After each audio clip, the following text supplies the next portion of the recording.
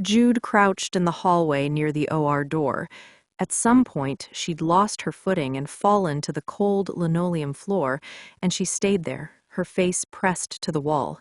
She could hear people coming and going around her, rushing from one trauma to the next. Sometimes they stopped and talked to her.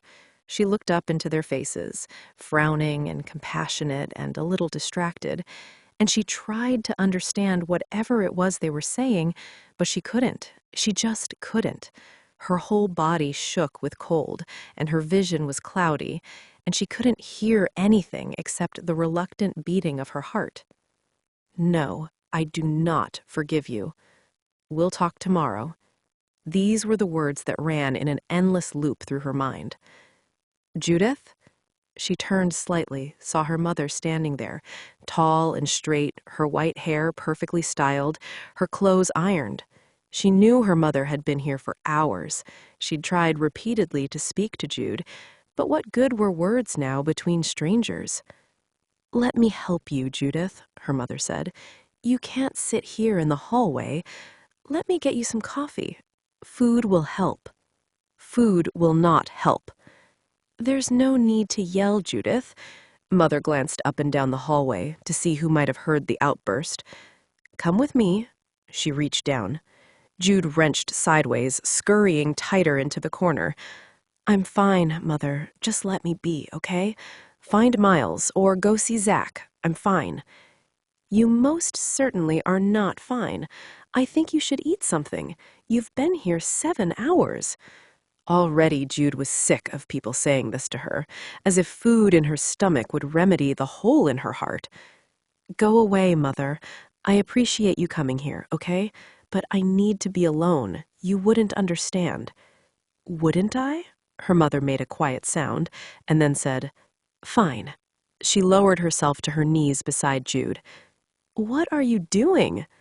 Her mother collapsed the last inch to the cold linoleum floor.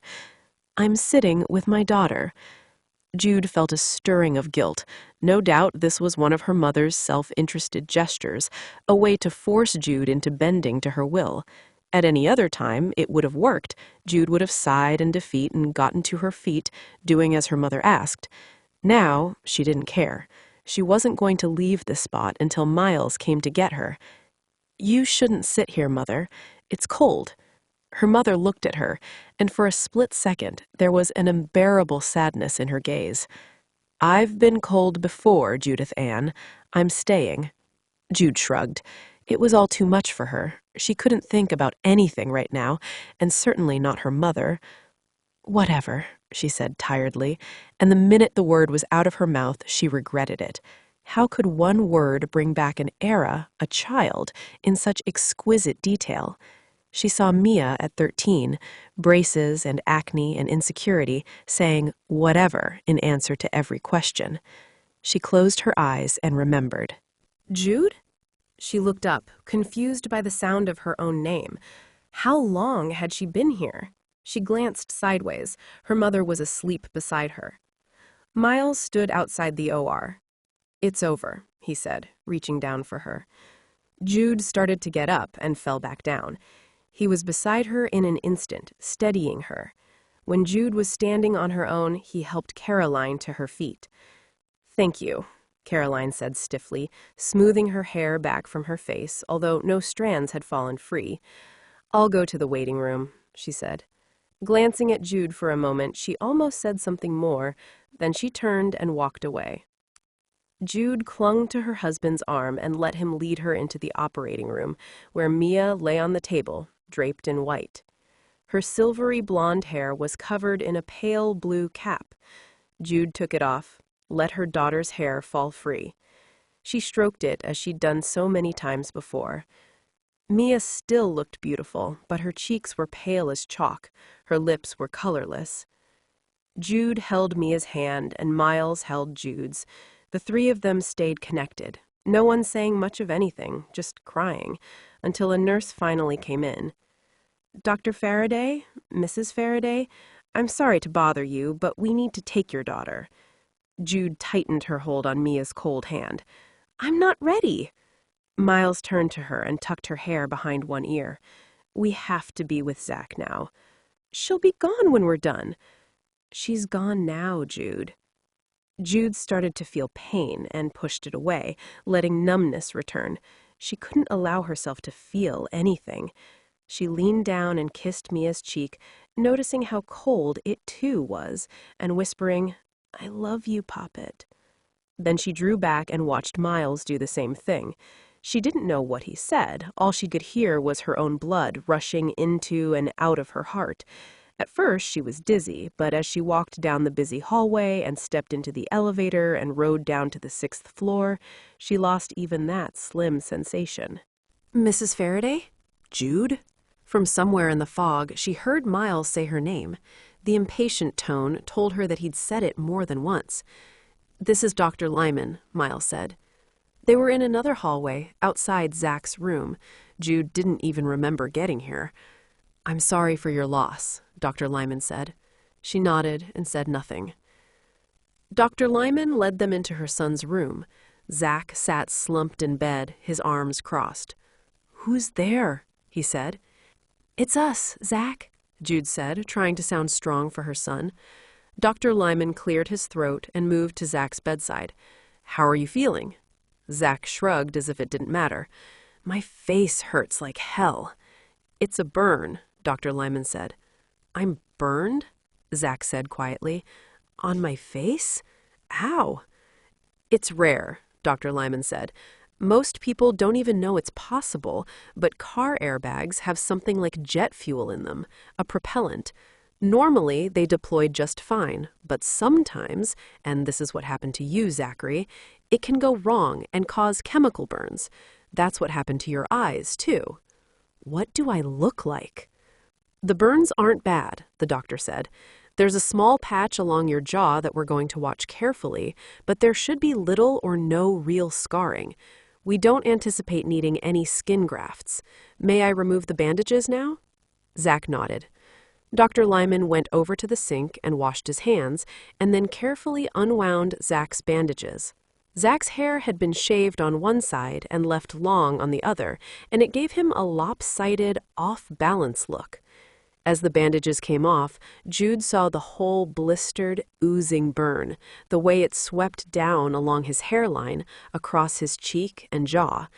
Slowly, Dr. Lyman removed the bandages on Zach's eyes and the metal, honeycombed cups over each eye. He tilted Zach's head and put some drops in his eyes. "Okay," he finally said. "Open your eyes." Zach's eyelashes were crusty and spiked looking. He wet his lips and bit down on his lower lip.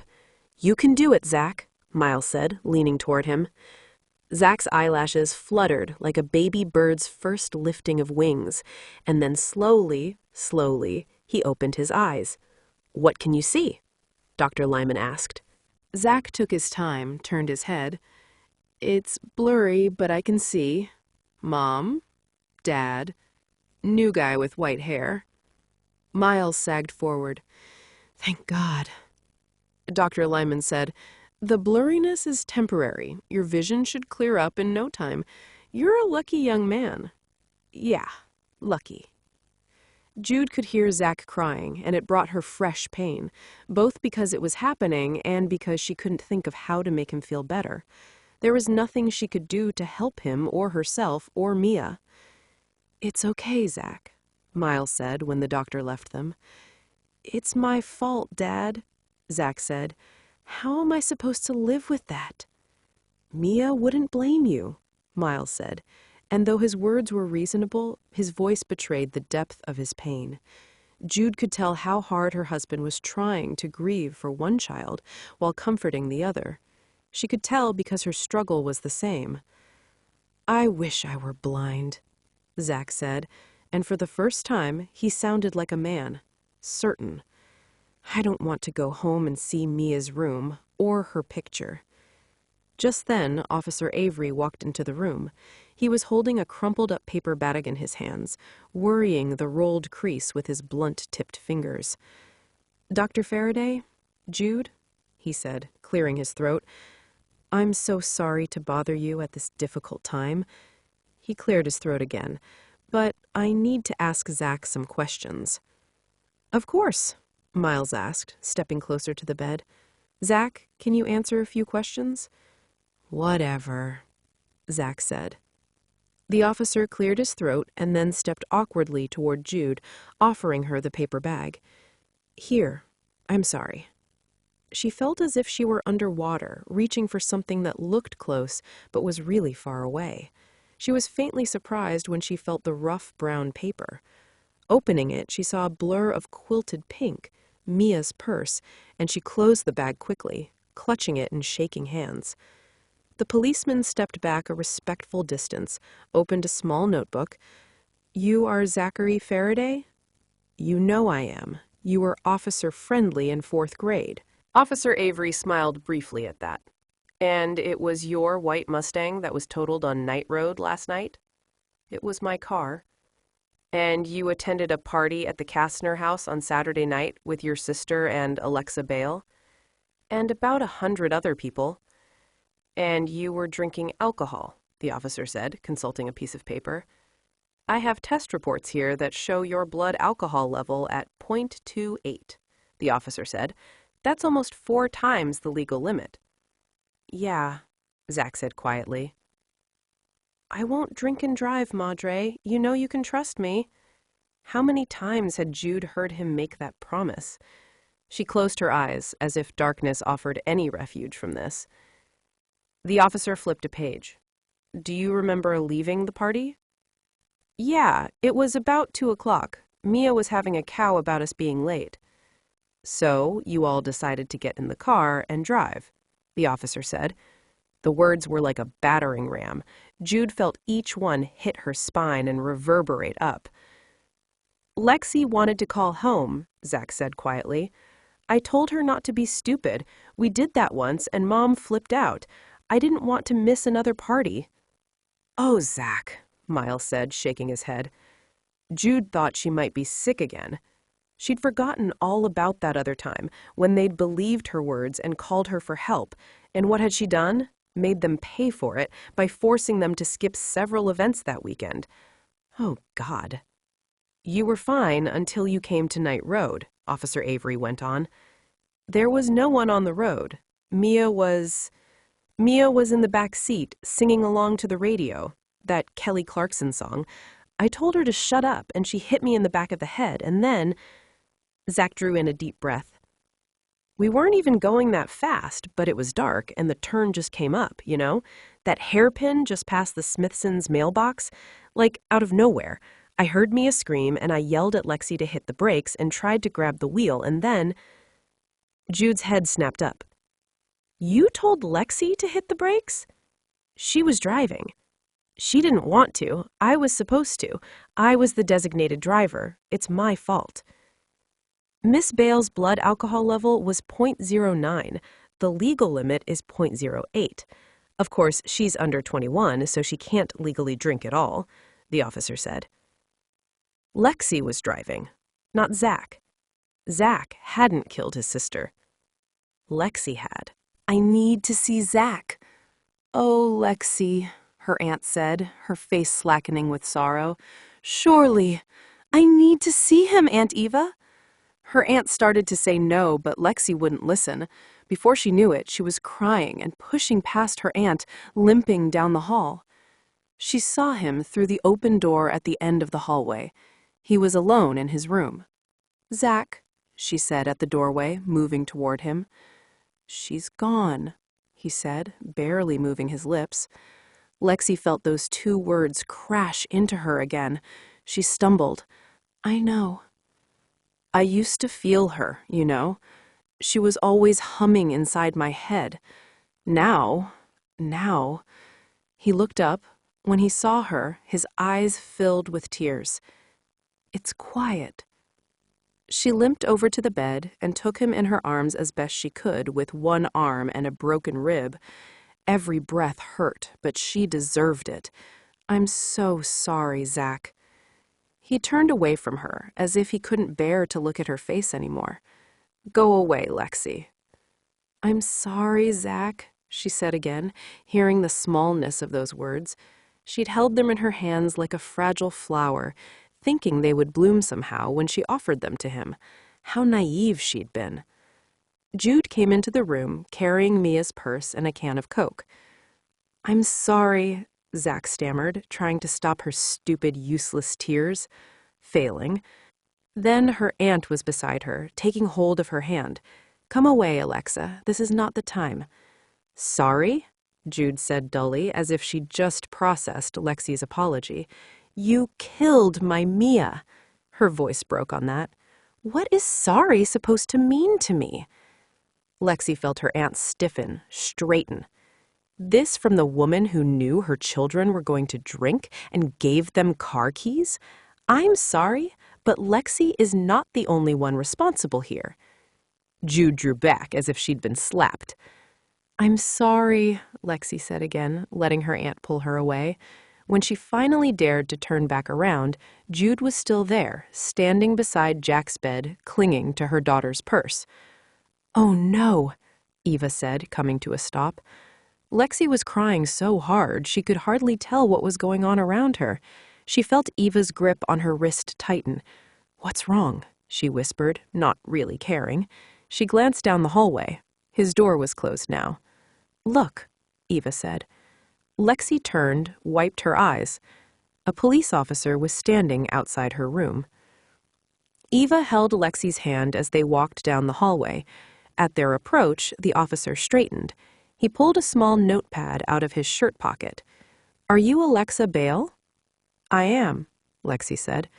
"I have a few questions for you about the accident," he said, uncapping his pen. Eva looked up at him. "I may work at Walmart, sir, but I watch Law and Order every week. Alexa will be getting an attorney. He'll tell her what questions she can answer." Jude shut the door. She was shaking so hard it took a real effort to hold on to the knob and pull. "Mom?" She heard her son's voice, heard the pain in it, and she moved automatically to his bedside. It was where she was supposed to be, where she belonged, so she stood there, holding Mia's purse and pretending to be whole. But every time she looked down at the quilted pink leather in her hands, she thought of the stuffed puppy Mia had loved, Daisy Doggy, and the footed jammies she'd worn as a child, and the color her daughter's cheeks had been yesterday. "It's my fault, not Lexi's," Zach said miserably. "No, it's—" Jude's voice broke like an old twig, snapped into quiet. She wondered dully if she'd ever be able to look at Zach again without wanting to cry. It was all so tangled up. Her memories of Mia were inextricably bound with images of Zach, her babies, her twins. But now there was only the one, and when she looked at him, all she saw was the empty space beside him where Mia should have been. She wanted to say the right thing to him, but she didn't know what that was anymore. And she was so exhausted. She couldn't put her words through a mill and crank out smaller, prettier versions. It took every scrap of courage she had just to stand here, to stand by him and pretend he'd done nothing terrible and pretend they would all be fine. "How?" he said, looking at her through green eyes swimming in tears. Mia's eyes. "How what?" "I was the designated driver, but I drank. It's my fault. How do I get through this?" Jude had no answer for him. "Tell me," he cried. "You always tell me what to do." "But you don't always listen, do you?" The words were out before she could stop them. She should have taken them back, at least wished them back, but she was too broken right now to care. "No," he said miserably. He took her hand, squeezed it. She felt his touch like a shimmer of heat on the road, distant, fleeting. "She would forgive you, Zach," Jude said. It was the truth, and all she could think of. Jude stared dully out the window.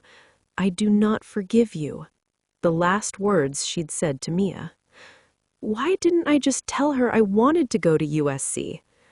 Jude thought about telling him about Mia's last decision to go to SCC with Lexi and Zach, but what was the point? It would only hurt him more to learn how much Mia loved him. "Mom, maybe I'll go anyway, for both of us." Jude saw how desperate Zach was for her approval, and it broke her heart. as if a college choice could undo all of this tragedy somehow and return their family to them. It was her fault he felt this way. She'd made college so damned important, and he wanted her love as much as he needed Mia. She knew she should talk to him about this, tell him it was a bad idea. Her voice was gone, though. All she could think about was the woman she'd been before, the mother to whom USC had been so important. "I do not forgive you." She flinched at the memory of those last terrible words. "None of this matters now, Zach. Just sleep." She knew she should say something more, help him with his grief, but what good were words to them now? She looked away from her son's sad, sad eyes and stared out the window at a bright and shiny day.